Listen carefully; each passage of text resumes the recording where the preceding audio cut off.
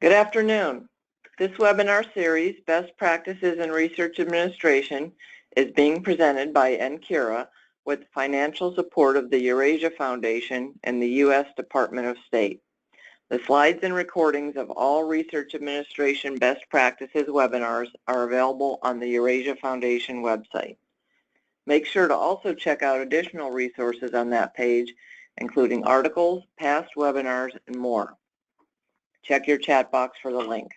To download this presentation, please go to the handout section of your control panel. We'll have 15 minutes of Q&A at the end of this webinar, so please send your questions via the chat box in your control panel. My name is Riglin, and I'm the Senior Associate Director of Sponsored Programs at the Pennsylvania State University. This webinar is the third webinar in a 5-part series on best practices in research administration. So that's me last fall in Moscow, courtesy of the Eurasia Foundation. I was able to go there along with some of my colleagues, including Chandra and Tricia, that you've already heard from the last few weeks, and a few others, including I know Bob and Panda will also be doing webinars. So we had a fantastic opportunity to meet with you and some of your colleagues to discuss research administration practices and the benefits of an organization like NCURA. So today I'm going to talk about award negotiation. So the learning objectives for this webinar are to learn a little bit about the differences among various agreement types, to learn about dealing with different types of sponsors, to learn which terms and conditions would be acceptable or unacceptable for an educational institution performing sponsored research, which is the case for me at my institution and I believe for most of you, and to hopefully learn a few successful negotiation techniques and arguments.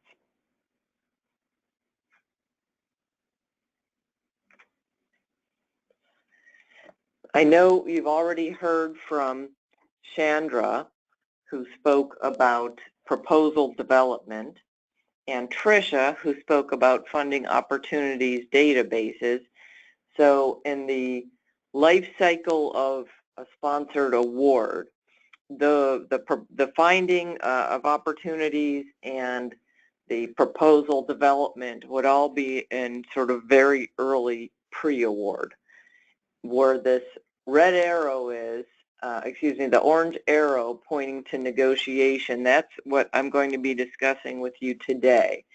So it's still technically pre-award, although sometimes people don't think of it that way. I think a lot of times faculty submit their proposals, and if they receive an award or a notice that an award is forthcoming from a sponsor, they get very excited because they believe, oh boy, now I've got an award and I can go ahead and start spending.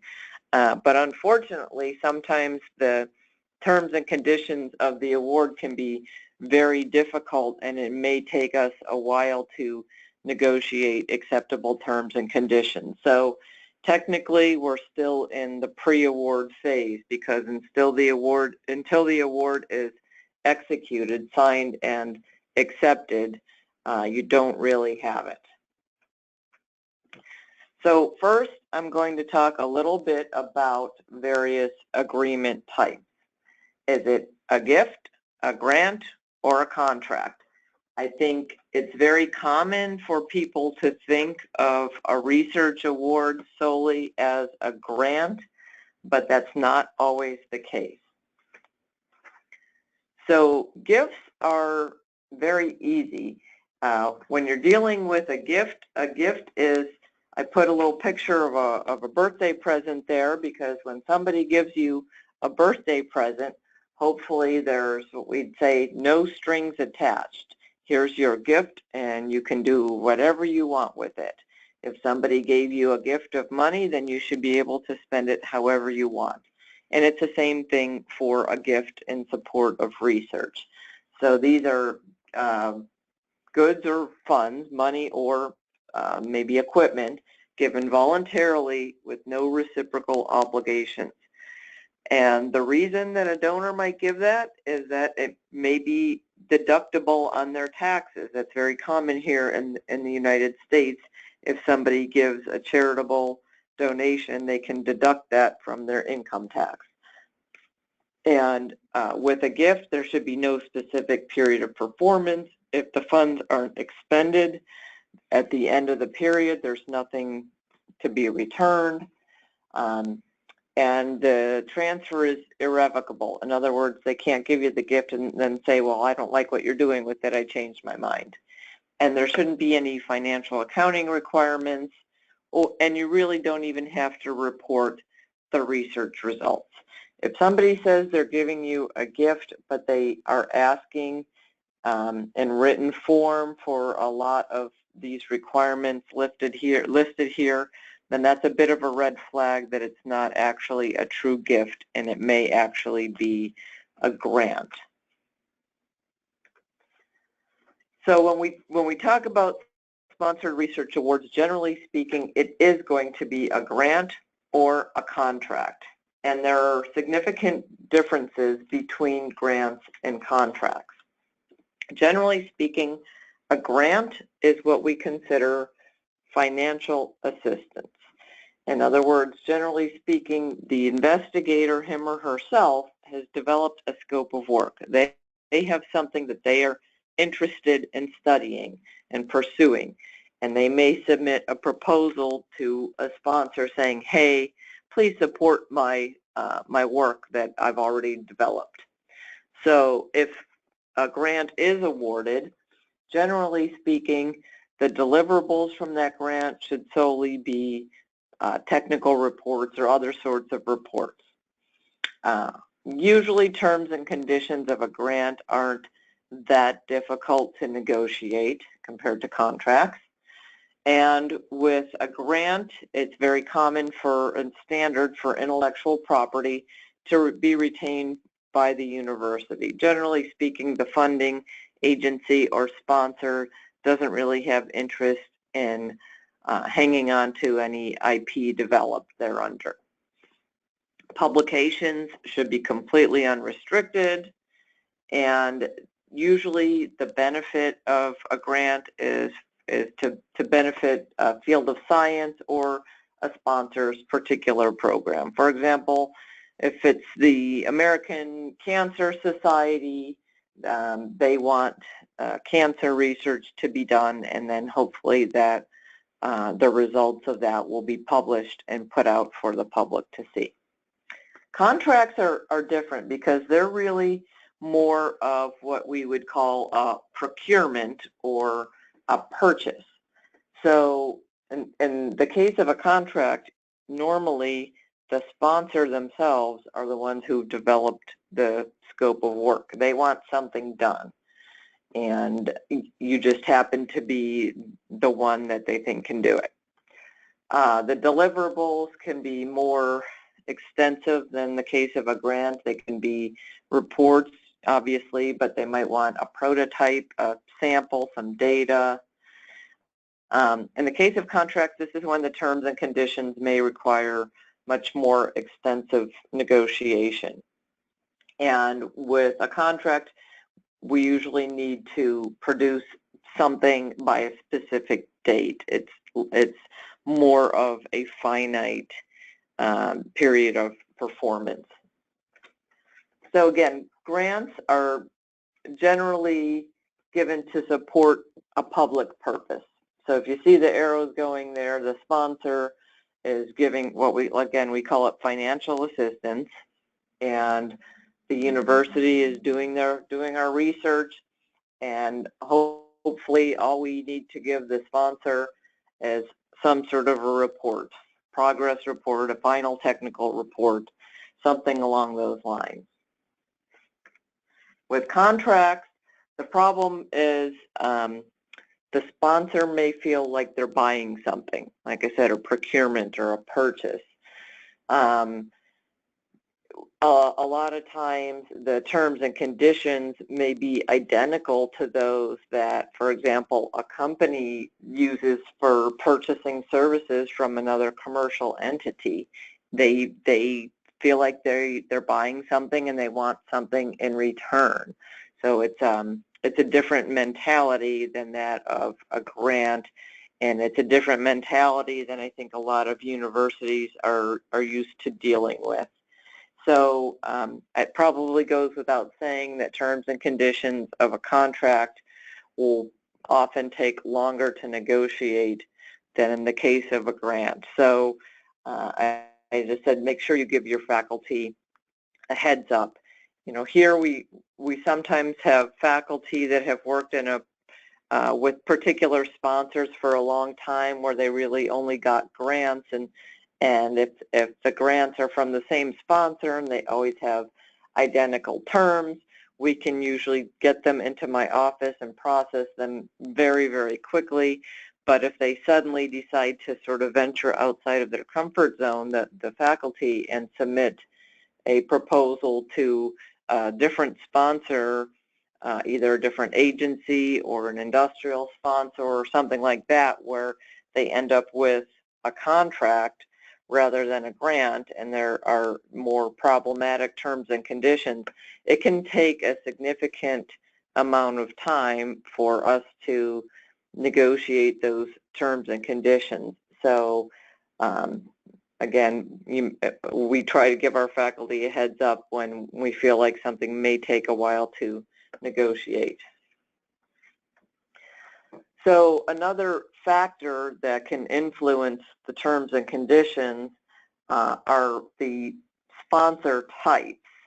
And some of these go sort of hand in hand with whether something's a grant or a contract, but not necessarily. One of our the main, I guess, sponsor types are national government in the U.S., what we would call the federal government, coming from, you know, basically from Washington, D.C., the larger government. But we also have more local governments as well. For example, we have a state government, the Commonwealth of Pennsylvania, that we receive a lot of funding from. And then sometimes there can even be regional or local government funding. There's also industrial sponsors that would be like a for-profit company, foundations that would be like a charitable foundation, like I said, the American Cancer Society, the Bill and Melinda Gates Foundation, things like that. And then I sort of have foreign lumped in there, and foreign for us would be any sponsor that's not located in our country. So it could be a foreign government, it could be a foreign company, but there can be complicated issues regardless. For example, when you're dealing with the government, if we're dealing with, for example, our federal government, we deal with them quite a bit. And I feel like government, no matter what country you're in, they're going to have their own specific laws and regulations and procurement rules. And there may be some real limits on how much that you can negotiate. Now, in our case, with regard to our federal government, they have rules, but they also have other rules that sort of say, well, we'll do this with a university and we'll do this with a company. So sometimes our job is just to make sure when we're working with them that we say, hey, make sure you give us the terms and conditions that are appropriate for a university rather than the terms and conditions that you would give to a company. So sometimes we have to go back to our own government and say, yeah, we really don't like the terms and conditions you gave here to us. We don't think it's appropriate. So even though they have laws and regulations and procurement rules, there's still some room for negotiation there. Sometimes, frankly, our state government and even local governments can be more difficult for us to deal with than the national government, because they're even less likely to be willing to negotiate. So we kind of know that going in, and you have to kind of know your limits. Industrial sponsor, that's a company. There's really no rules, so everything's negotiable. You know, it could take a while. It could go quickly. It depends on the person you're dealing with, really. Foundation sponsors, they're usually grants. They're usually not too difficult to deal with. Sometimes they're take it or leave it. They won't let you negotiate the terms at all, so you need to take a really good look at them and see if you can accept them or not. And then with foreign, I say all bets are off, because depending if it's foreign government, they may have rules that are non-negotiable. If it's a foreign company, they may want to use their governing law, and that may be an issue. So there may be rules in both countries which conflict, so those again are negotiations that can take a long time. So now I want to get into award negotiation a little bit. You know, when you're starting a negotiation, all the relevant stakeholders need to understand each other's goals. And, you know, communication is really key. Understand what the other party wants, understand what you want, and make sure that they can understand that as well. And realize that there may be some issues that are deal breakers literally every time. Your institution may have a policy that says, no, we will never do this, or we will never accept this. But then other issues depend on the circumstances. There can be a lot of factors that influence that. The dollar amount, the nature of what you're doing, and, you know, a lot of times it comes down to your institution's level of risk tolerance. So I'm going to go into some of the more, I guess, typical problematic contractual terms and conditions that we might see and that are very important to get right. And payment terms is obviously a biggie, because you need to make sure you know how and when you're getting paid. Is it what we would call a fixed price award, where you might get some money in advance and more money if and when you meet certain milestones or at certain time periods? Or is it cost reimbursement? Cost reimbursement is the most common way that American universities work, and what that means is we incur costs, and then we would send an invoice at the end of a period, usually a month, saying please reimburse us for these costs. But that needs to be made very clear up front, because there's nothing worse than not getting paid, right? You also need to make sure what currency you'll be paid in.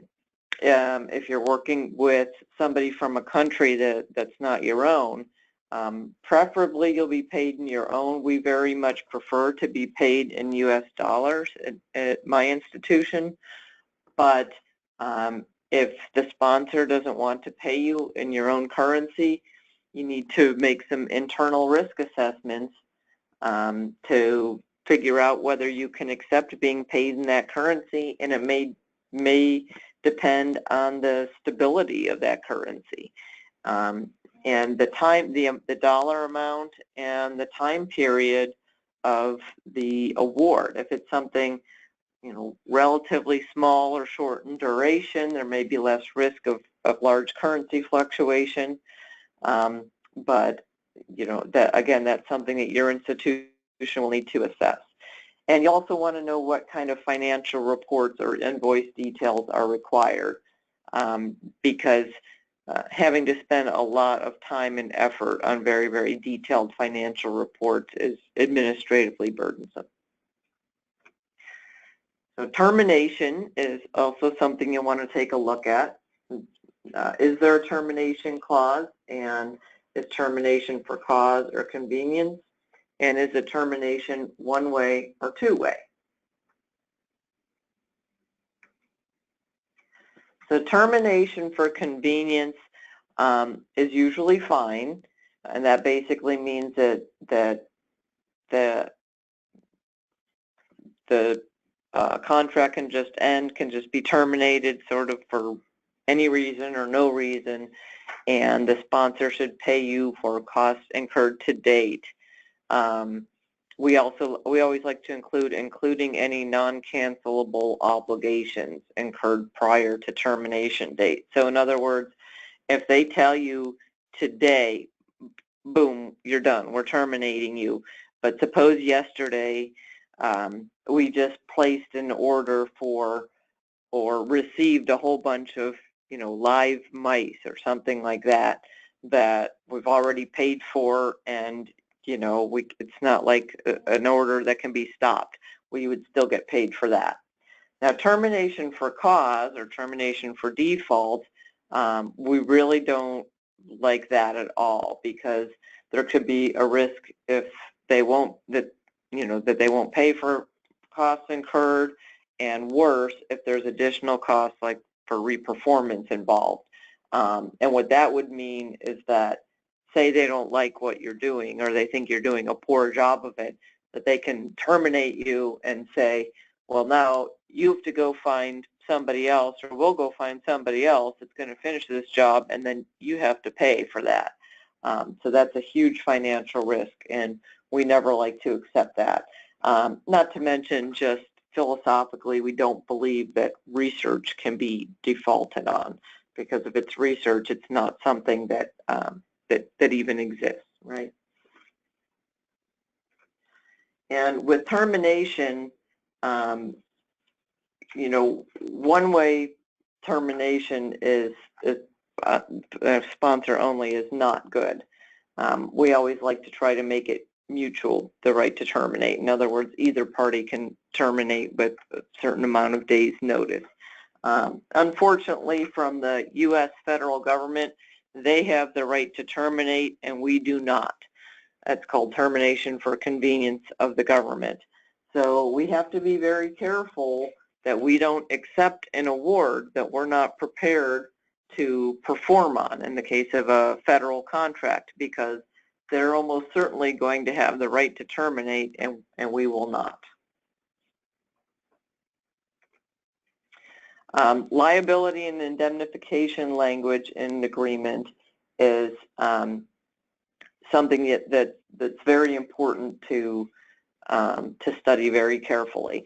This is a language that states who's responsible for injuries, illnesses, death or damage due to or during the research effort. It can also spell out liability for negligent acts or omissions, and there may be indemnification language, meaning if, for example, if somebody is harmed as a result of the research, if one party indemnifies the other, then the indemnifying party takes all of the financial and legal risk for that and accepts all the liability. So our stance, and most universities' stance, is that we should not indemnify a sponsor. After all, we're doing research at their request, and they're the ones that might have a product or a commercial product resulting from our research. So they're the ones that are putting that product out into the market. So we would actually ask them to indemnify us. If we're just doing a little bit of research on something, and they're the ones developing it, commercializing it, putting it out to market, they're the ones that should be taking the legal risk and responsibility for that, not us just for performing some research on their behalf. Patent infringement indemnification is another thing that we, and I would say all universities, really would never agree to, and this is something that sponsors, especially industrial sponsors, always want to try to get universities to agree to. And this is where we say, they want us to say that if the research that we perform infringes on any patent or sometimes copyright or any other intellectual property, that we indemnify the sponsor from that lawsuit. And that's impossible for us to agree to, because as a university, we're performing research in all sorts of areas, and we really don't have the resources to search for every patent filed in every area that we might be researching, whereas the sponsor is in a good position to actually know and understand the intellectual property within their field, and they're in a much better position to know. So, you know, there's no way we should ever agree to patent infringement indemnification, and that's something that's sometimes difficult for companies to understand. So it can make negotiations lengthy. A warranty, this again is something that commercial industrial sponsors may wish for us to agree to. And this is, you know, warranting that the goods or services will be delivered as promised, or they may wish us to correct it at no cost after the award. You know, and if a for-profit company is buying something from another for-profit company, they might offer a warranty, so they don't really understand why a university wouldn't. But we're performing research. Again, we're not selling a product. So how can we guarantee a specific outcome, and how can we warrant that research is going to come out a certain way? So instead of a warranty, we actually like to sort of, you know, give the exact opposite, where we might say institution makes no representations or warranties regarding its performance under this agreement. So we actually would probably include this language that expressly disclaims warranties.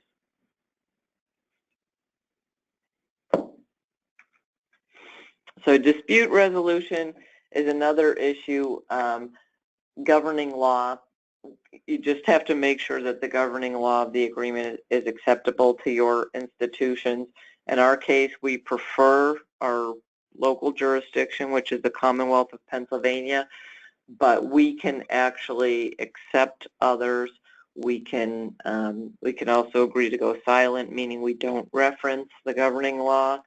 But some institutions are bound because they might be public institutions, like University of Wisconsin might be required by law to only agree to Wisconsin law. So some institutions are very limited in what they can agree to. My institution is a little bit more flexible, but there's always a financial risk involved, especially if it would come to agreeing to the law of another country. That would be very difficult for us, and I think for a lot of American institutions to accept. And something that I think is forgot sometimes is venue, which means where any litigation would take place.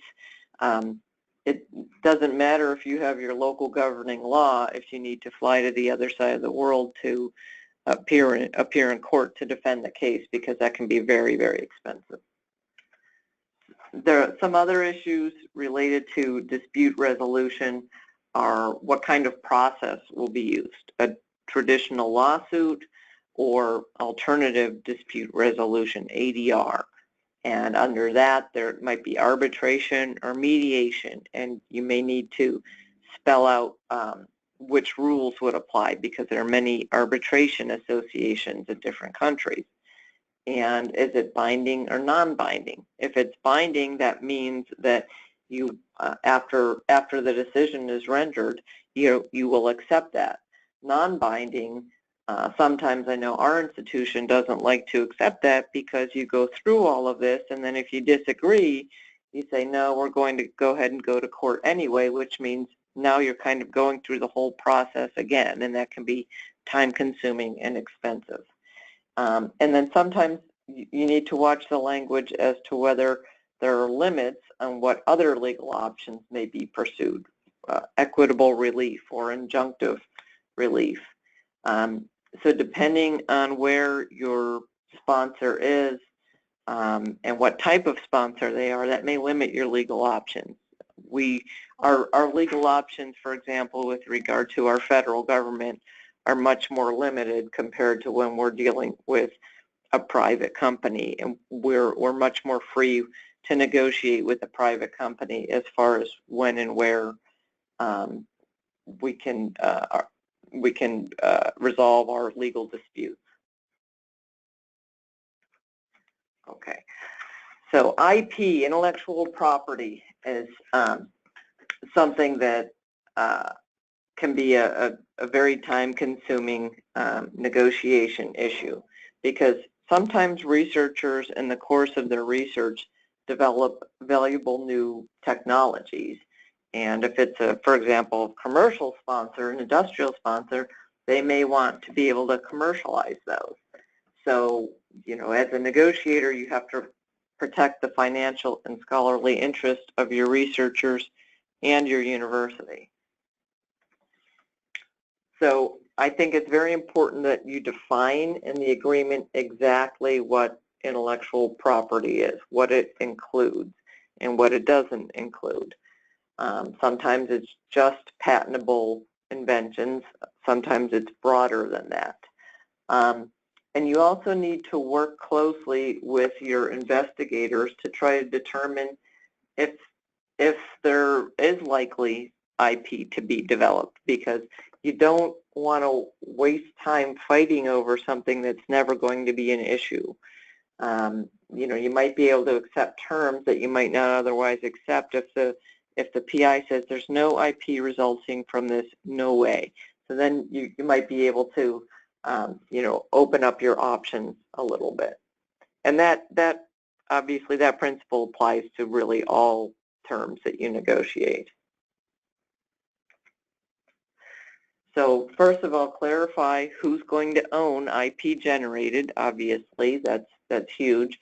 If it's going to be the sponsor, you need to talk about how you're going to transfer the IP that your inventors develop to the sponsor. And if your institution wants to retain ownership of the IP, make sure the sponsor understands that. That they're sponsoring research, they're not buying a commercial product or service. And clarify what rights the sponsor will have, even if the university retains ownership. Will the sponsor have a license? Will they have an option for a license? And you also need to spell out the rights to any background IP that occurs prior to starting the research that may be brought into the research. So, if background IP gets commingled with foreground IP, you need to determine who owns that and what rights each party has to that. The language of the agreement is something that if you're dealing with a sponsor from another country that speaks a different language, you're going to need to clarify in what language the agreement will be written and interpreted. And sometimes agreements are written in two languages side by side, but it needs to be made clear which one governs in case of conflict, obviously. Publicity, if you have a commercial sponsor, they may want to use your name to imply that you endorse their products. But your institution's name is very important to protect your reputation. So you're going to want to make sure there's language in the agreement stating that neither party can issue press releases without permission of the others, because you don't want them claiming that you endorse their product unless you've stated clearly that they're allowed to do so. So the most important term in any agreement for an educational institution performing research is publication. The freedom to publish research results is the absolute key to maintaining objectivity in research. It's also important because it allows graduate students to graduate, because they can publish their dissertations and then graduate. Unfortunately, sponsors, especially industrial sponsors, may wish to limit publication rights so they can protect their own proprietary interests. So we generally speaking do not want to ever accept a publication restriction. And as you can see, I say there's many universities have a policy of never doing that. What we generally will allow is the right for a sponsor to review a draft publication to make sure that their proprietary information is not disclosed, or perhaps to assess for patentability of intellectual property in which they may have an interest, but not the right to approve or obviously deny publication or to edit the publication substantively, because again, the integrity of our research only matters if, or is the only thing that matters, and if we start allowing sponsors to edit our publications, and we can really lose credibility. So I think I have about 10 minutes left, so I'm going to talk a little bit about just negotiation and negotiation strategies. So, you know, when you negotiate, you need to think about what interest your university seeks to protect and what interest the sponsor seeks to protect. You know, if you think about what each party wants, you know, it'll help you reach agreement quicker, because you have to think about it. Each party wants to protect their own interests, but you have to think about the sponsor's position and where you might have common ground. But, you know, it may not be possible to find common ground, but you should strive to. So a good negotiator needs to understand how to get to that common ground, that intersection of the many interests which may sometimes conflict. But you, at the same time, a good negotiator also needs to understand what are your institutional policies and when can you get an exception. Sometimes policies can be a little bit more flexible than others. So you need to understand from both parties' point of view, from your institution's point of view, but also from the point of view of the sponsor, what terms are negotiable and what terms are deal breakers. You will probably know what terms are deal breakers at your institution. You won't really know what's a deal breaker for the sponsor unless you have a frank and open communication with them, and also an understanding about whether they're being honest or whether they're bluffing.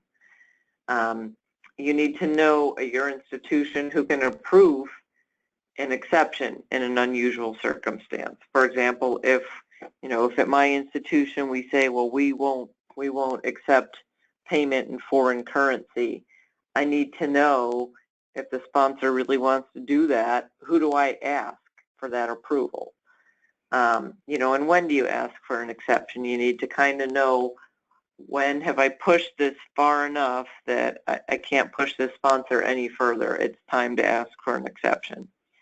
And, you also need to know at your institution who determines the risk and benefit. And, for different issues, it may be different people. We have what we call an Office of Risk Management at my institution, and they will determine, things regarding liability and indemnification and insurance. But then, meanwhile, my Office of Export Compliance might determine if there would be a risk with a sponsor from a particular country, or particular type of work that we're doing with a foreign sponsor. So you may need to go to various stakeholders throughout your institution. So when you're negotiating, again, seek out win-win solutions, because I know some people say, oh, it's a successful negotiation if nobody's happy at the end. And I don't feel that way. I feel that it's a successful negotiation if everybody's happy at the end, even if both parties had to compromise on a few things. It should be a win-win. And try to stay on the high ground and try not to get too emotional, which can be difficult. It's amazing to me how emotional people can get when when we're talking really just about words on a page and about sometimes some very dry subject matter, but I think there's a lot of pride involved sometimes, and people can get very emotional. So you need to emphasize your common goals. Use past experiences. I've been doing this. I've been doing contractor research administration for over 20 years now, so I have a lot of very experienced colleagues as well. So we have a lot of experiences, and so there's rarely something new that we've never seen before. So sometimes I'll see some language that might look a little strange, and I might remember, oh wait, I had this language before or something similar, and here's how I dealt with it. Or I might see that one of my colleagues dealt with this particular sponsor a year or two ago, so I might walk over to her and say, hey, how did you deal with them? And how do they negotiate? What may they agree to? And if it is getting too intense, you can always take a break. And one thing that I think is a good tip for everybody, and this may depend on people's ages as well, but try to not rely too much on email if possible. I kind of feel like young people especially are big, email and phone and text people rather than telephone. But sometimes you need to just pick up the phone and talk to somebody, because you can really develop more of a personal relationship with somebody talking to them on the phone as opposed to just email. And you need to know why the sponsor wants your institution to do this for them. Can they just walk away and find somebody else? I mean, they may be telling you that, but can they really? Your PI may be the one to talk to about that. If your PI says, I'm the only person that can do this, then you've kind of got the leverage there. And, know when to bring in your PI and the technical people. And, if you get to a stalemate, you may need to elevate to your supervisor and your counterpart's supervisor. And they may not have any better ideas than you did, but sometimes the elevation alone, taking it to the next level, can help get things resolved. And, again, going back to emotions, try not to be too aggressive. I mean, you can stick up for your institution, but it's not great to get a reputation as a bully. Even if you, quote unquote, win this negotiation, it may make somebody reluctant to deal with you in the future. And your institutional reputation depends on operating respectfully, honorably, and in good faith. So realize that you're representing your institution when you're negotiating. And also you need to realize that some issues may always be deal breakers. Your institution may never accept, for example, a publication restriction or governing law other than your own. But then other things, it might depend on the circumstances. There are a lot of things where you need to look at the totality of the agreement and the work that you're doing and the period of performance and the dollar amount, and think about the risks involved. College personnel, investigators, contracting personnel, for example, people in my office, you need to understand each other's goals to help come up with the best solutions. And the bottom line is communication, communication, communication. Communicate with all stakeholders involved, and that will help you get to that win-win solution.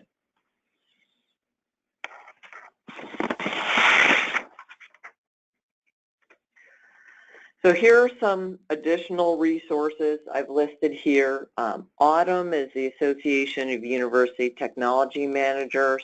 They have some really neat stuff on there about with tech transfer templates. That's about intellectual property and transferring, dealing with industrial sponsors that want IP transferred to them. I've included the FDP subaward templates. I know we didn't talk too much about subawards, but I will tell you that if you are dealing with a U.S. institution that's received funding from the federal government, such as NIH, the odds are if you get a sub from them, it will be on one of these subaward templates. So if you look there, you'll probably find some helpful information, or at least you can familiarize yourself with that. And then UIDP is pretty cool. It's the University Industry Demonstration Partnership, so there are some guides there for universities to work with industrial sponsors. And then there's also a lot of materials from NCURA as well. So I'll take some questions now.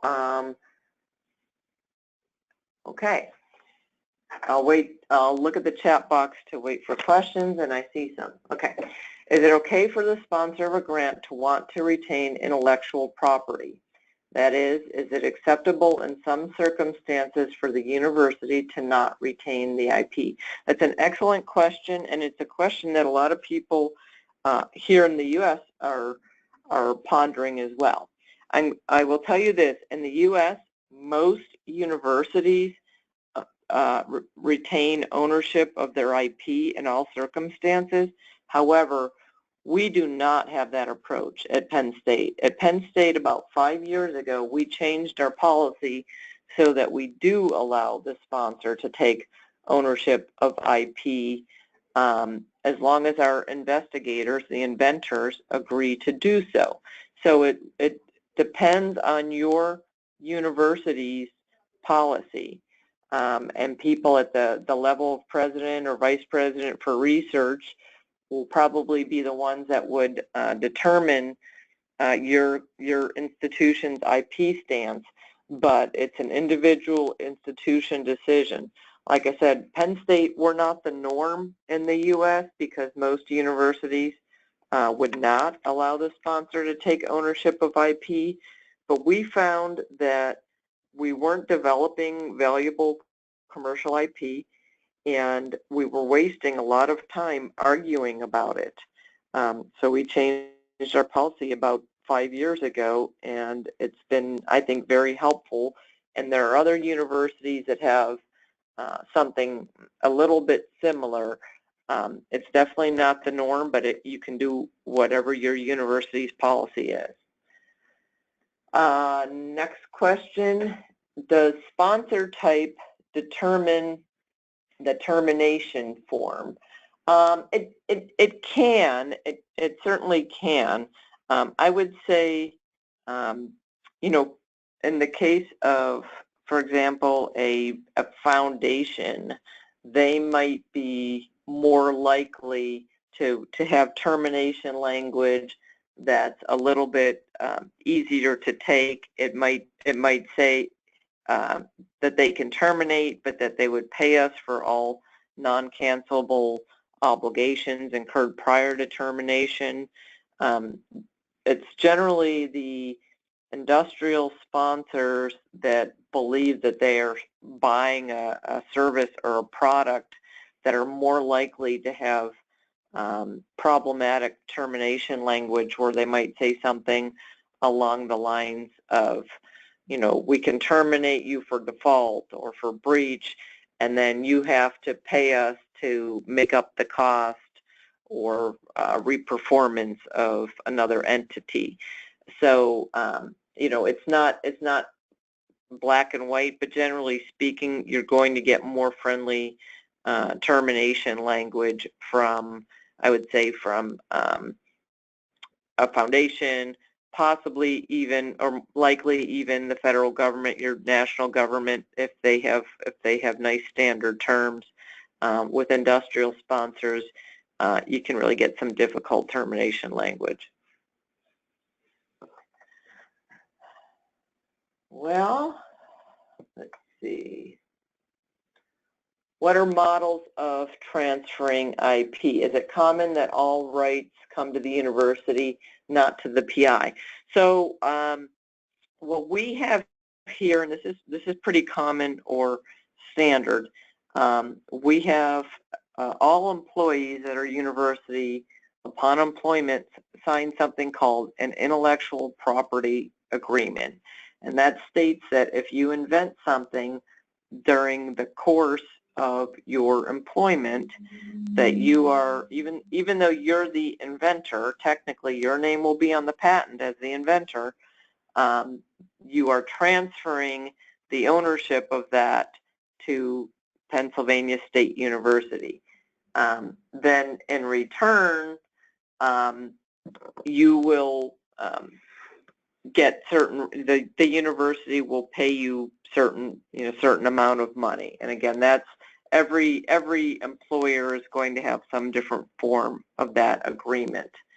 So yes, it is very common that the right of inventorship is still to the inventor. Their name will be on the patent, but the actual ownership would be to the university by virtue of signing that intellectual property agreement. And again, that is very common. Next question, what does it mean exactly to stay on the high ground during negotiation? I guess that just means don't get personal and nasty. I've seen negotiations where people sometimes end up almost personally insulting each other, questioning each other's intelligence, or blaming each other and things like that. People can tend to get very emotional, and if you sort of focus on the facts at hand and think about your common goals and what the sponsor's trying to do and what you're trying to do, hopefully the negotiation won't get too ugly.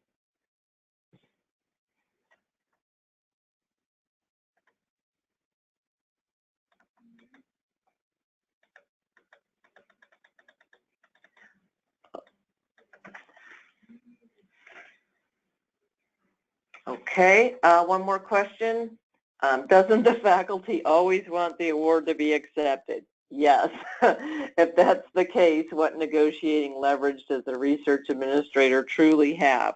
Well, sometimes it depends on the amount of leverage, I guess, that the investigator has to follow or not follow university policy. Because, and I'll give you an example. We had a really quick turnaround proposal to the EU, and another private company was involved as well. That we just got real short notice of this about a week or so ago, and it was basically, you have to accept all these terms and conditions from the EU, which for us in the U.S. they're really difficult terms and conditions for us to accept. And we had literally about a day or so to decide whether to accept them. So we spent, my negotiator and my director, we spent, the whole weekend reading this over and then calling our lawyers at the university and calling our risk managers and talking to the investigators about what exactly they were doing. But the bottom line is, this had language that said we had to accept patent infringement indemnification. In other words, if we developed a product and they went and did something with it and it hurt somebody, we would be bearing the financial risk for that. And there was some other bad liability language. So we ended up taking it to our vice president for research, who's kind of the top boss of all, and he said, no, it's too risky. We're not going to accept this. Yes, investigators do always want to accept every award, but sometimes we can explain to them look, these are the risks involved if we accept this. And sometimes there are things that might be difficult for them to even deal with, because if we say, look, if you accept this award and if you don't meet this deadline that they're imposing in here, they're saying they can, take all your money away and make you pay for more, and sometimes they understand as well. I think I missed one. If the government is the sponsor, does it have the right to share the product or the profit of commercializing a product? So that's a great one. In our case, our federal government has a special law with regard to ownership of intellectual property by universities. It's called the Bayh-Dole Act. And actually, if we would develop a product or some IP based on federal government sponsorship, we would own the intellectual property, and the government would have a license to the IP, but they wouldn't really have a commercial license. They would just have a license to use it.